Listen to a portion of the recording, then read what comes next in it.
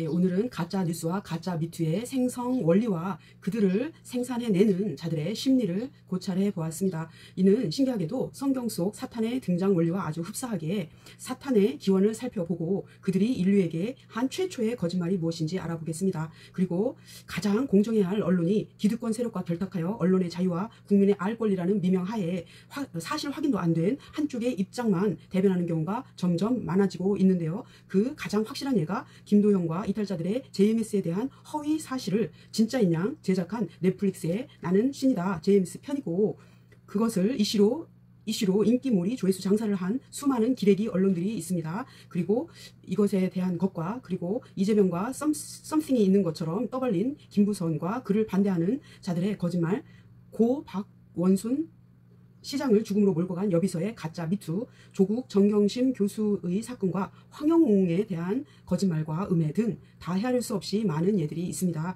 대한민국에 가짜가 판치는 나라가 되고 말았기에 이를 진단해보고 대한민국의 정상화를 위한 제안을 해보겠습니다. 마음을 열고 끝까지 시청해보시면 엄청난 지식과 지혜와 영원한 생명까지도 얻어가실 수 있는 열쇠를 얻으실 것입니다. 영상이 마음에 드시면 구독과 좋아요도 부탁드립니다. 먼저 성경 속 사탄이 등장하게 된 배경을 살펴보겠습니다.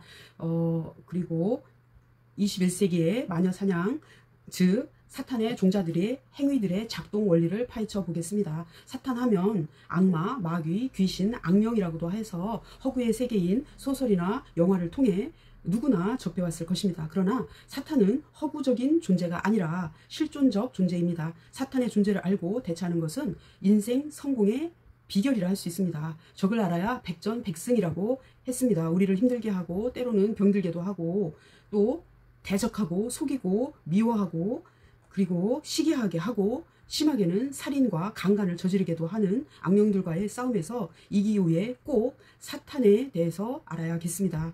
사탄은 본래부터 있었던 것이 아닙니다. 하나님의 창조하신 것이 아니라는 말입니다. 창세기 3장 1절에서 5절 그대로 읽지 않고 제가 좀 설명을 하면서 그래야 더 잘 들어오는 것 같더라고요, 귀에.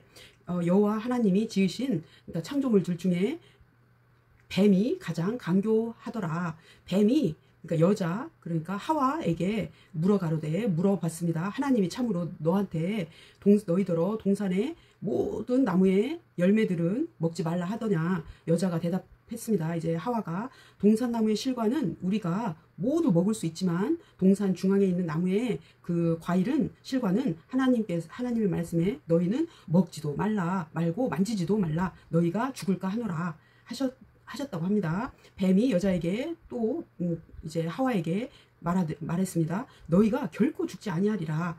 너희가 그것을 먹는 날에는 너희 눈이 밝아 하나님과 같이 되어 선악을 알 줄을 하나님이 아심이라. 이렇게 꼬셨습니다. 자, 다음에 말할 것들은 다 정명석 총재님께서 성경을 수없이 읽으면서 그 비밀을 푸신 그런 내용을 저도 전에 듣고 말씀을 이렇게 해드리는 것입니다. 성경을 이제 비밀스럽고 알고 싶은 내용들이 나올 때마다 정명석 총재께서는 성경 읽고 또 읽고 이렇게 성경 속에서 답을 찾다 보니까 수없이 많이 읽게 되어 2000독 이상이나 할 수 있었던 것입니다. 자, 계속해서 성경 계시록 신약성서죠. 마지막 성경 그 계시록 20장 2절에서 3절을 보면 뭐라고 써있냐면 용을 잡으니 곧 옛뱀, 그러니까 저 창세기에서도 뱀이 나왔죠. 옛뱀이요 마귀요 사단이라 1000년 동안 결박하여 무저갱에 던져 잠그고 그 위에 임봉하여 1000년이 차도록 다시는 만국을 미혹하지 못하게 하였다가 그 후에는 반드시 잠깐 놓으리라.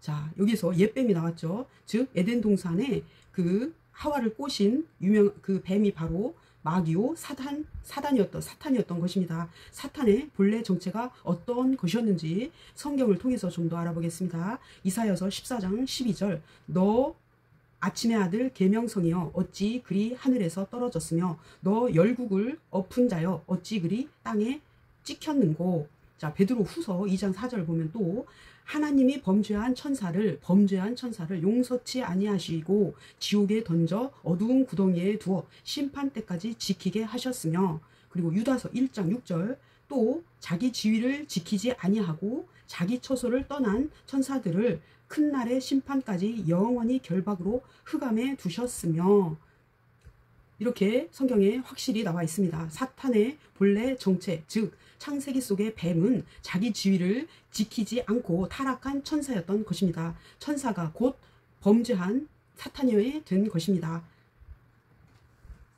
하늘나라에는 미가엘, 가브리엘, 루시엘이라고 하는 하나님을 보좌하는 대장 천사장들이 있었습니다. 미가엘은 하늘의 국방을 지키는 천군 천사장이고, 가브리엘은 좋은 소식을 알리는 임무를 하였고, 루시엘은 하나님의 가장 측근으로 하나님의 비서 역할을 하는 천사였습니다. 그러하게 하나님의 계획을 가장 잘 알고 있는 그런 천사였습니다. 대부분의 기독교인들은 루시엘의 타락이, 그러니까 루시엘이 결국은 루시퍼가 되는데, 자, 타락이 교만 때문이라고 합니다. 자신이 너무나 완벽하고 아름답다 보니 마음이 교만해져서 하나님보다 높아지려 하다가 타락했다는 것입니다.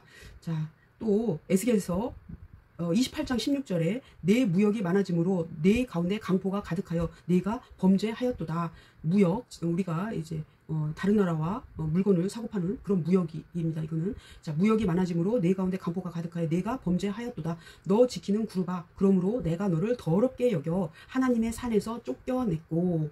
자, 예, 이렇게 교만도 타락의 하나의 이유가 되는 것은 사실입니다. 그러나 교만보다 엄청난 이유가 또 있습니다. 인간 창조 전에는 천사들이 하나님의 최고의 사랑과 영광을 받으며 살았지만, 인간을 창조한다면 자신들에게 올 사랑이 다 인간들에게 가고 자신들은 인간을 도와줘야 하는 들러리로밖에 되지 않을 것이라는 위기의식을 이 천사들이 강하게 느꼈던 것입니다. 자신들에게 올 사랑과 영광과 관심이 다 인간들에게 갈 것이라고 미리 짐작하고 시기하고 질투하고 오해하여 자기 생각과 같이 하는 무리들을 이끌고 나가 하나님의 뜻을 회방하는 적대자 사탄이 된 것입니다. 그래서 루시엘, 엘자는 하나님을 뜻하는 거라서 이 루시엘에서 엘자를 빼앗기게 된 거죠. 루시퍼와 그 일당들은 인간 창조의 계획을 알고부터는 그 근본을 깨기 위해서 온갖 만행을 저지릅니다. 하와를 꼬셔서 타락을 하도록 부치질한 것이 성경 아까 첫 앞부분에서 성경을 읽으면서 설명했지요. 자, 이 사탄 루시퍼로부터 탄생한 제1호 가짜 뉴스가 바로 선악과를 먹어도 죽지 않는다. 오히려 하나님처럼 눈이 밝아져 지혜로워진다 였습니다. 하나님께서는 분명히 동산 중앙에 선악을 알게 하는 나무의 열매를 먹지 말라. 네가 먹는 날에는 반드시 죽으리라.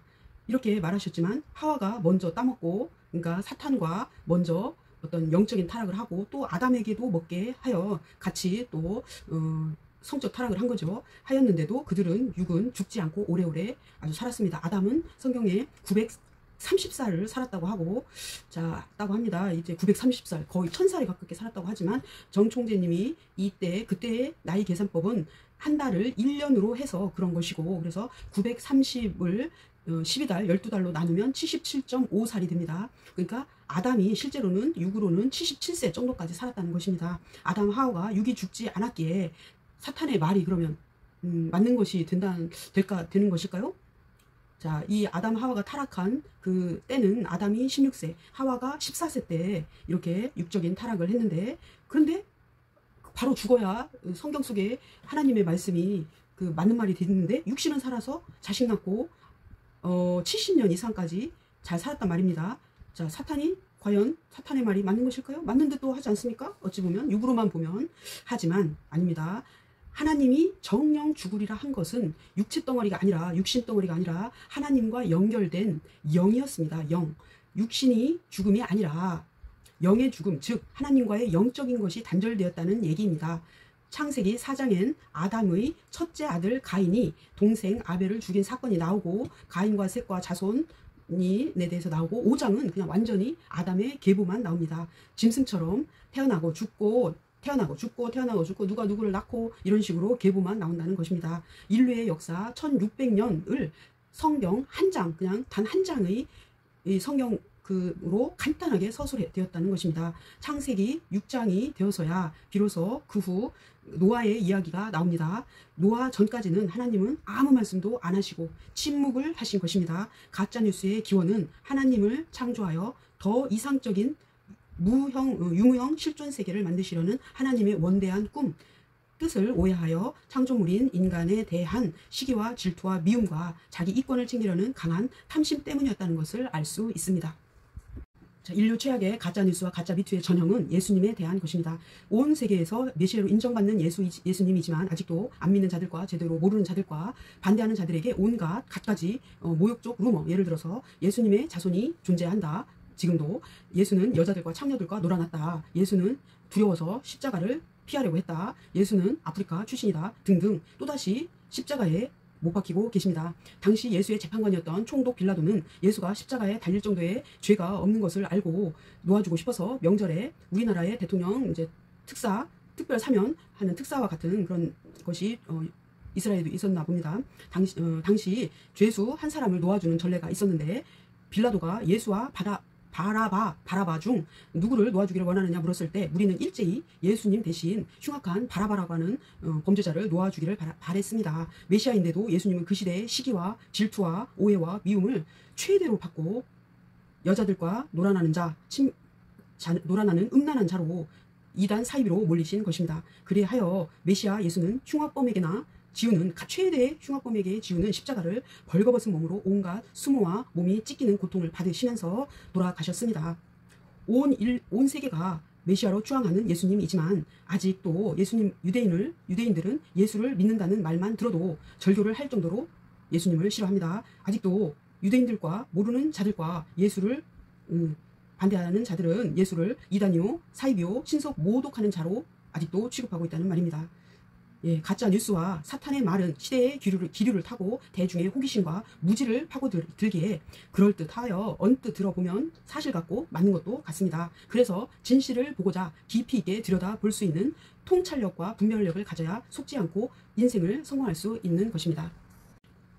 예, 다음은 21세기의 가짜뉴스와 가짜 미투에 대해서 말씀드리겠습니다. 첫 번째는 JMS 가짜뉴스 생산의 최고봉이라고 할 수 있는 김도영이 25년간 JMS에 대한 악평을 쉬지 않고 하게 된 원인을 살펴보겠습니다. 김도형은 대전 과기대 대학원생이었던 1995년 몇 달간 JMS의 말씀을 듣게 됩니다. 자신을 관리해주고 친절한 여자 전도사, 저도 대전 출신이라 그 여자를 봤는데 제가 보기에는 전혀 예쁘지 않았습니다. 자, 그런 여자를 짝사랑하여 고백을 했으나 JMS의 교리와 신앙심 때문에 거절을 당하자 단단히 오해를 합니다. 게다가 그 여자가 자기는 정총재를 더 사랑한다 하니 머리가 확 돌아버린 것입니다. 자기보다 나이도 많고 정총재가 머리도 안 좋은 것 같고 발음도 안 좋고 학벌도 딸리고 외모도 별거 아닌 자에게 밀려 사랑하는 자를 잃었다고 생각하니 얼마나 화가 치밀어 올랐겠습니까? 자, 제 채널에 악평 댓글을 다시는 분들이 종종 있는데, 자, 그들이 많이 쓰는 그런 그 말이 뭐냐면 늙은 초딩 강간범이라는 말입니다. 이 말은 조금 더 생각해 보면 자기보다 나이도 많고 학벌도 안 좋은 것 같고 보잘것없는 노인을 정명석 총재를 키 크고 늘씬하고 예쁜 수많은 여자들이 좋아하고 따른다 하니 어이가 없고 회방 놓고 싶고 시기 질투가 나고 욕하고 깽판 치려는 심리가 숨어 있습니다. 김도영과 자신들은 그런 여자가 단 한 명도 없는데 말입니다. 그러나 여기에서 여러분들이 아셔야 할 것은 정명석 총재와 JMS 신도들 사이의 사랑은 그런 육적인 사랑이 아니라 영적인 사랑이라는 것입니다. 그리고 근본적으로 들어가면 정 총재에 대한 사랑이 아니라 하나님과 예수님에 대한 사랑이라는 것을 반드시 알아야 JMS를 바르게 이해하실 수 있습니다. 다음으로는 이재명과 썸씽이 있는 것처럼 떠벌린 김부선의 가짜 미투 사건입니다. 정치에 관심 없는 사람들이라도 이재명과 김부선이 그렇고 그런 사이였더라 하는 소문은 다 들어봤을 것입니다. 김부선은 이재명과 언제 어디서 미래를 즐겼고 사진을 찍었다고 구체적으로 떠벌리고 다녔습니다. 그러했기에 대중들은 그런 일이 진짜 있었구나 믿게 될 정도였습니다. 이재명은 자신의 정치적인 권력을 이용해 힘없는 여배우를 농락한 성폭행범으로 속수무책 몰리고 있는 중이었습니다. 그런데 김부선이 이재명의 성기 쪽에 검은 점이 있다고 하였습니다. 김부선은 이재명을 더 확실하게 덫에 걸리게 할 속셈이었던 것 같습니다. 그러나 이재명은 병원에 가서 점이 없음을 확인받고 김부선의 말이 전부 거짓임을 백백하게 입증을 하였습니다. 김부선이 입증 가능한 거짓말을 하지 않았다면 지금도 이재명은 성폭행범으로 아직도 회자되고 있을 것입니다.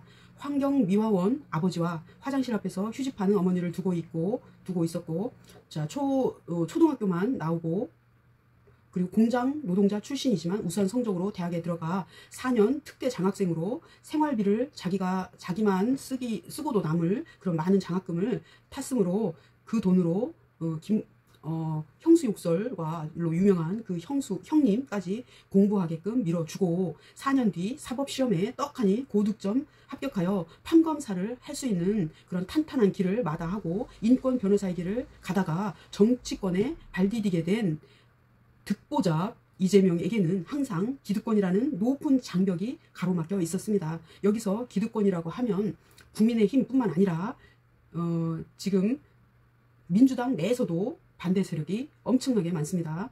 자, 이 기득권 세력들은 자신들과 본질적으로 다른 이재명을 지금도 눈에 가시처럼 여기고 있습니다. 이재명을 죽이려고 대장동이니 백현동이니 성남FC니 수많은 표적수사, 기획수사를 했으나 파면 팔수록 나오는 것은 국민의힘과 연관된 인물들이었죠. 자, 이재명의 측근이나 지지하는 의원들은 이재명처럼 가짜뉴스의 희생양이 되었습니다. 김용, 정진상은 이미 구속수사를 받았으나 증거가 없자 풀려났고 지금도 수사는 받고 있죠. 자, 재판을 받고 있죠. 최강욱 의원은 농담으로 김남국에게 회의 중에 뭐하냐 짤짤이 하고 있냐 뭐 이렇게 말했는데 짤짤이가 아니라 딸딸이라고 했다고 성추행 발언을 했다고 하면서 난리를 쳤었고, 지금은 김남국이 코인 투자를 해서 막대한 이익을 얻은 것을 어떤 범죄 행위를 한 것처럼 헐뜯고 있습니다. 민주당 내에서조차도. 자, 이렇게 엄청난 이재명 사냥은 계속되고 있습니다. 자, 다음으로는 조국 사태에 팽배했던 가짜뉴스에 대해서 알아보겠습니다. 조국은 서울대 교수를 역임하고 있을 때 문재인 대통령의 부름을 받고 초대 민정수석으로서 3년 넘게 일해오다가 2019년 제66대 법무장관이 되어 검찰과 사법부를 개혁하려 했으나 윤석열과 같은 검찰 세력의 강력한 반발과 공격과 언론의 총집중 질타를 받아 70인도 안 되어 장관직을 내려놓아야만 했습니다. 사모펀드를 들쑤셨다가 아무것도 안 나오자 그의 부인을 친 것입니다. 그대가 조국이라는 다큐를 통해 조국 사건이 얼마나 대중들에게 잘못 알려지고 검찰과 언론의 마녀 사냥감이 되었는지 확실히 보여주게 됩니다. 조국을 친 사람은 표면적으로는 윤석열과 검찰이지만 더 내부적으로는 이낙연입니다. 김건희의 이명수 기자와의 7시간 녹취에서도 알 수 있고 정황상으로도 알 수 있습니다. 이낙연이 국무총리였지만 문재인 대통령은 조국을 더 신뢰하고 아껴서 차기 대선을 노리고 있었던 이낙연과 윤석열은 연합하여 조국을 제거한 것입니다. 조국은 민정수석이 되자 지인들의 전화 연락까지도 전혀 받지 않아 지인들에게 엄청나게 원성을 샀다고 합니다. 조국은 소년공 출신의 이재명과는 결이 달랐습니다. 자기들이 선호하고 좋아하는 명문대 출신의 엘리트 코스를 아주 착실하게 밟아온 기득권 세력들조차도 어디 하나 흠잡을 데가 없는 사람이었기 때문에 그가 만일 집권을 한다면 기득권 내부가 흔들릴 수밖에 없다는 위기의식이 있었던 거죠. 기득권들의 조국 죽이기는 철저한 처절할 정도로 잔혹했으나 아무리 뒤져봐도 범죄가 될 만한 것이 안 나오자 그들은 그의 부인에게서 꼬투리를 잡습니다. 딸 조민이 받은 동양대 표창장을 위조했다. 증거는 없었지만 위조했다고 결론을 내리고 4년 징역의 중형을 내립니다. 정경심 교수가 진짜 표창장 위조를 해서 4년형이라면 인생 전체가 위조인 김건희는 사형이나 무기징역을 받아도 부족하게 될 것입니다. 자, 다음은 최근 불거진 황영웅의 학폭 논란에 대해서 알아보겠습니다. 황영웅은 1994년 올해 29세의 청년입니다. 자, 어렸을 때부터 노래를 부르기를 좋아하여 예고를 가려고 했지만 아버지가 반대하여 무산되자 고등학교 때 약간의 일탈이 있었습니다. 고교 졸업과 군 제대 후 울산의 자동차 하청업체에서 성실하게 일하면서 노래라는 꿈이 포기가 안 되어 틈틈이 각종 경연에 참여하게 됩니다. 2021년 울산 고복수 가요제, 글로벌 옹기 가요제 등의 가요제나 경연 그러니까 저도 KBS 노래가 좋아에서 부르는 걸 봤는데 엄청 노래를 잘했습니다. 자, 뛰어난 가창력과 호소력으로 대상을 받으며 인정을 받아 부모님께 30세가 될 때까지만 해보고 안 되면 적겠다고 사정을 하여 직장을 그만두고 MBN 불타는 트롯맨의 경연자로 참여하게 됩니다. 중저음의 호소를 믿고 매력적인 음색과 가창력으로 선풍적인 인기를 끈 황영웅은 트롯맨에서 출연 내내 대국민 응원 투표 1위, 결승 1차전 문자 투표 1위를 달리며 유력한 우승 후보로 거론되었습니다. 그러나 연예계 뒷담화를 즐겨하는 이진호라는 유튜버가 황영웅의 과거의 행적을 문제를 삼아 황영웅은 직접 사과문을 발표합니다. 그러나 논란이 계속되자 프로그램에서 불타는 트롯맨에서 하차하게 됩니다. 우승을 코앞에 두고 이진호가 국민들의 알 권리라고 하며 문제 삼은 것은 작곡자와 같은 작은 소속사에 있으면서 원곡자가 아닌 것을 그 작곡가의 곡이라고 하면서 황영웅이 노래를 불렀다는 것과 임영웅과 같은 이름과 비슷한 의상 컨셉, 비슷한 선곡을 하여 임영웅의 후광을 노리는 것이 아니냐는 것과 친구와 다투다가 서로 상해까지 입히게 되어 배상한 적이 있다는 것이었습니다. 거기에 더해 MBC의 실화 탐사대는 황영웅 20대 초반이었던 상해 사건을 교묘하게 앞당겨 고등학교 다닐 때 일진들과 어울려서 몸에 문신도 하고 폭력을 일삼은 학폭 가해자였다는 식의 가짜 뉴스를 실화처럼 내보냈습니다. 그러나 이 상해 사건은 학교 폭력이 아니고 20세 넘어서 사회생활하면서 친구와 치고받고 싸우다가 생긴 그런 문제였지만 서로 화해하고 다 이제 해결된 문제였습니다. 게다가 대중들은 황영웅이 안 나오는 미스터 트롯맨의 시청을 거부하고, 원래는 황영웅이 나올 때는 시청률이 15% 이렇게 높았었는데 황영웅이 나오지 않자 5%대로 떨어졌습니다. 연예계 선배들까지도 황영웅의 천재적인 노래소리를 계속 듣고 싶다고 하며 논란에 신경을 쓰지 않고 오히려 활동을 안 하고 있는데도 트로트계에서 가장 인기 있는 가수로 주목을 받고 있습니다. 게다가 미스터 트롯맨 우승자 손태진보다 더 큰 인기와 사랑을 받고 있습니다. 혹자는 서울대 출신의 손태진을 띄워 우승자가 되게 하려고 일부러 우승 후보였던 황영웅을 하차시켰다는 얘기도 합니다. 가수계에서조차 혜성처럼 등장한 뒷배 없는 황영웅의 존재가 그리 달갑지는 않은 듯 합니다. 그러나 아무리 마녀사냥을 하려 해도 황영웅은 이미 임영웅보다 더 노래를 잘하고 목소리가 좋을 뿐만 아니라 심금을 울리며 단단한 팬층이 생겨 황영웅의 컴백하기만을 기다리는 그런 팬들이 아주 많습니다. 가짜 뉴스, 가짜 미투 하면 박원순 시장을 성추행범으로 모은 여비서에 대해서 말 안 하고 넘어갈 수가 없습니다. 박 시장은 평생을 여성 인권을 위해 싸워왔고 서울시를 위해 시장으로서 헌신하며 살았었는데 가장 가까이에서 보좌한 비서에 의해 성추행으로 신고를 당하니 그 수치심과 억울함이 어찌 말로 다 표현할 수 있었겠습니까? 언론들과 매체들은 박원순의 입장과 상황을 전혀 고르지 않고 성추행을 받았다는 여비서의 말과 눈물에만 귀를 기울였습니다. 그러나 여비서의 말과는 다르게 사진을 찍을 때 적극적으로 팔짱을 낀 것도 여비서이고, 케이크를 자를 때 여비서가 박 시장의 손 위에 자기 손을 올렸고, 카톡을 남길 때도 자신이 먼저 관심과 사랑이 담긴 글을 남겼었고, 이런 것들을 항상 적극적으로 대시한 것이 여비서였던 것입니다. 여기서 얻을 수 있는 결론은 진실은 여비서가 박 시장을 좋아하고 있었다는 것입니다. 자기는 젊고 예쁘고 성격도 좋은데 아무리 꼬리를 쳐도 박 시장이 안 넘어오자 모욕감을 느끼고 박 시장에게 악심을 품기 시작한 것은 아닐까요? 보통 남자들은 자신이 그 정도로 스킨십도 하고 교태를 부리면 넘어오고 또 남는데 기분 나쁘게 목석같이 있으니 얼마나 기분이 나빴겠습니까? 박원순 시장이 여비서에 어디를 만졌네 하며 벌떼같이 달려들어 죽음까지 몰고 간 언론들이 그의 무고함이 드러났지만 꽃뱀의 정체가 밝혀졌어도 같은 강도로 여비서를 비난해야 하지만 오히려 언론은 침묵하고 오히려 여비서를 돕는 듯합니다. 자, 이 박원순 비서와 똑같은 예가 정명석 총재를 성추행 준강간으로 몰고 있는 메이플과 피해자로 자처하는 여자들의 심리와 아주 닮았습니다. 메이플은 자신의 일기에 여러 차례 영적 사랑에 회의를 느끼고 육적 사랑을 느끼고 싶어하는 자신을 솔직하게 밝히고 있습니다. 뽀뽀하고 포옹하고 섹스하고 짜릿하고 흥분되는 육적 사랑을 원했으나 정 총재에게 받을 수 있는 사랑은 말씀으로 전해지는 영적 사랑뿐이었으니 얼마나 실망스럽겠습니까? 그러다 2019년 10월 29일 정 총재가 출소 전 약속대로 골프카를 옆자리에 태워주자 손 흔들며 너무나 좋아하는 메이플의 모습을 볼 수 있습니다. 골프카를 타긴 했지만 그 이상을 원하여 그의 주변에 있으면서 아무리 꼬리치고 살랑거려도 정 총재가 안 넘어오자 얼마나 실망했겠습니까? 자기는 젊고 예쁘고 키도 크고 노래도 춤도 잘 추고 이러한 팔방미인인데 자신을 목석같이 대하는 정 총재가 얼마나 미웠겠습니까? 그런 마음을 갖고 다녀서 그런지 그녀는 1920년 1월 19일 주일 저녁 큰 사고를 당하고 맙니다.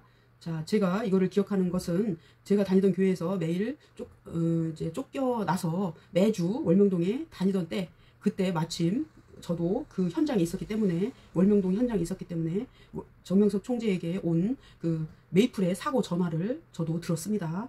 자, 이 메이플의 입장에서 보면 정 총재는 자신의 자존심과 자신이 갖고 있는 사랑의 감수성에 엄청난 모욕감과 피해를 입힌 자이기에 눈물을 흘리며 가해자를 엄벌해 달라고 호소하는 것이 자연스럽기도 합니다. 이 지경이 되니 정확한 팩트를 모르는 대중들은 저렇게 예쁘고 선량하게 생긴 천사 같은 여자가 어떻게 재수없게 JMS에 빠져서 교주에게 농락당해 평생 상처가 되겠구나, 씻을 수 없는 상처가 되겠구나 하며 동정과 연민을 보내게 되었지요. 그러나 정명석 총재는 JMS 시작할 때부터 지금까지 이성적인 문제가 없을 때가 없었습니다. 여자들은 정 총재를 좋아해서 같이 살며 밥해주고 같이 살기를 바랬습니다. 그래서 정명석 총재는 그건 말도 안 되는 일이다, 그것은 귀신과 사탄이 생각하는 것이다 하니 그런 여자들이 나가서 거기 이해 못할 곳이다, 희망이 없는 곳이다, 넌 안 당해와서 모른다 하며 소문을 냈습니다. 정명석 총재가 아무리 이성에 대해서 온전한 일을 하고 꺼림없이 행해도 누명을 씌웠습니다. 자기들 입장에서는 호라비를 구제하겠다는데 마다하니 기가 막히고 코가 막히고 억울했던 것이지요. 김무선에 의한 이재명에 대한 가짜뉴스는 검증할 수 있었기에 해결되었고, 황영무에 대한 가짜뉴스는 그나마 빨리 진상이 밝혀지고 오히려 반대급부로 황영무이란 이름이 더 알려지는 계기가 되었습니다. 그러나 더 많은 경우 가짜뉴스로 인한 피해는 돌이킬 수도 없고 검증할 도리도 없으니 자신의 목숨을 던지면서까지 무고함을 주장하고 있습니다. 최근 강릉 건설노조 지대장 양회동 이라는 분이 분신한 이유도 가짜뉴스 때문입니다. 죄 없이 정당하게 노조 활동을 했는데 업무 방해 및 공갈이라 억압하고 탄압하자 윤석열 정권을 끌어내려 달라는 유언을 남기고 몸에 스스로 불을 붙여서 분신을 하신 것입니다. 자, 지금까지 본 바와 같이 가짜뉴스와 가짜미트는 우리 사회에 가장 깊이 뿌리내린 기득권들이 자신들이 누려왔던 특권과 이권들을 지키고 그것들을 지켜내기 위해서 지어낸 거짓말이며 자기들이 저지른 부조리와 병폐와 사회 악이며 고질병을 임시병편으로 그냥 덮어놓으려는 속임수일 뿐입니다. 그리하여 이러한 거짓말은 자본주의가 낳은 가장 큰 폐해요, 암덩어리 같은 존재가 되었습니다. 비단 정명석 총재와 제이미스만의 문제가 아니라 개인, 가정, 그리고 대한민국의 문제이고 인류 전체의 문제이기도 합니다. 가짜뉴스를 유포하는 행위는 범죄일 뿐만 아니라 스스로 자멸하는 길을 선택한 것입니다. 이제 대한민국은 대전환을 해야 합니다. 거창한 개혁이란 말을 쓰지 말고 차라리 정상화가 이루어져야 합니다. 지금의 언론과 검찰은 제 기능을 90% 이상 상실한 상태입니다. 언론과 검찰과 정치가 정의와 진실의 편에 서서 정상 작동한다면 가짜뉴스와 가짜미투가 설 자리를 잃고 말 것입니다. 대한민국이 하루빨리 거짓 선동하는 자들에게 노란하지 않고 선악을 온전하게 분별하여 하나님께서 함께해 주시는 동방의 축복된 나라가 되길 간절히 기도합니다.